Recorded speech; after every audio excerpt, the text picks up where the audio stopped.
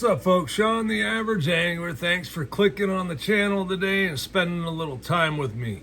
We're going to get back to technique type stuff now with some baits and a multifaceted technique.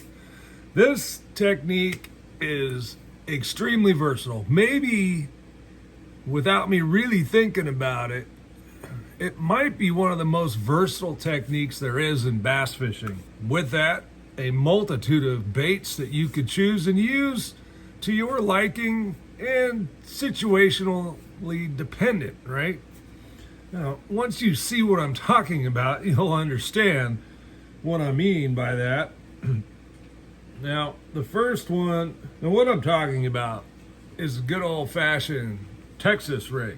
Okay? Here's one I had rigged with a tungsten weight and bead. All right, there you see it. That is a tungsten bead, tungsten weight, and it's just meant to create a little noise. You probably won't be able to hear it, but it creates noise as it shakes around. Typically, for this type of technique, well, I'll use a multitude of baits. Again, it just depends where I am, time of year, that kind of thing. Anywhere from a robo shaken worm, I've talked about in other videos. And this is just a very simple 703, okay? 7 foot, medium heavy, medium heavy, somewhere in there, okay? Generally, I'm gonna throw that with anywhere from 10 to 15 pound test, again, depending on the situation. You can fish it just about any old way you want, but for me, most of the time with that type of setup, I'm doing one of a couple things. One, I'm shaking the worm in place, okay? I'm just shaking the slack in the line, trying to make that bead and weight clack against each other to draw attention and draw the fish in. At times, that works really, really well. It's not really good at covering water, so that's probably best once you've located some fish. Really good in brush piles, that kind of thing, okay? Brush piles. Rock piles, you're probably going to shake it into a snag, but in wood, it tends to work really, really well. Other places it may work real well, weed edges. You can fish it on points, but then we're going to get into a little different technique with the Texas rig to do for that. And that would incorporate some sort of like creature bait. Okay, this is a brush hog mid size. This is the good old Yamamoto creature, which is kind of a, well, it's kind of a little bit of everything, right?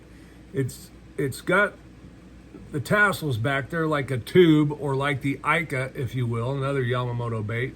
We've got the arms here, and then we've got the little flappers here. So another bait that I've done really, really well with in this technique. And then the third and final one is this here zipper worm. And this is a different one than the Robo. Okay, this is longer, quite a bit longer. This is a Magic Worms Robo. Now, again, like the Robo, I'm not sure if Magic Worm's still in business, but I know this was a pretty popular mold, so you could get these if you wanted to. This was probably one of my best dragging baits. You can drag on points. You still want to drag in high percentage spots, right? So points, ledges, edges, you know, where maybe bottom meets angled bank, something like that. Weed edges, humps, those kinds of things. And again, pretty simple technique, right? Cast it out there and then just slow drag it. Maybe every once in a while, just pop it a little bit, just for a change of something. And a lot of times, that's when you'll get bit. If you're bumping some rock and it's coming up over rock, you may not need to do that quite as much. It's probably going to do it naturally. Okay, it's going to hang up a little bit, then it's going to release. When it releases, it's going to kind of hop up and flutter down. That's not all for a Texas rig, because really, the Texas rig is just that, right? It's a rig. It's not really a technique as much as it is a rig. It is that hook set up that way with a weight over the top of it. And this one, I was pitching the cover, so I have it pegged because I want to keep that weight close to the bait so that if it hangs on something, it'll pull it down into the water. This type of technique I have on a 764 iRod Corcus. That is the Wild Card Power Finesse flipping rod. Power Finesse. This can be used again for a lot of different things. I like to flip cover with it. I like to pitch to cover. Flipping and pitching to tules, flipping and pitching to targets around docks, flipping and pitching to wood. Mostly pitching, folks. I really don't flip a whole lot anymore. And then one of the funner ones, if you can see still, and I have a harder and harder time every year, is bed fishing. That's a great one for bed fishing. You almost always use a Texas rig. Now, if I have to drop down to a lighter weight of something or a spinning rod, then I might be using an open hook. But for the most part, I'm going to use a Texas rig type setup. Most of the time, my baits are a little bit different. The brush hog will still get seen in that one. You saw the tube on there, right?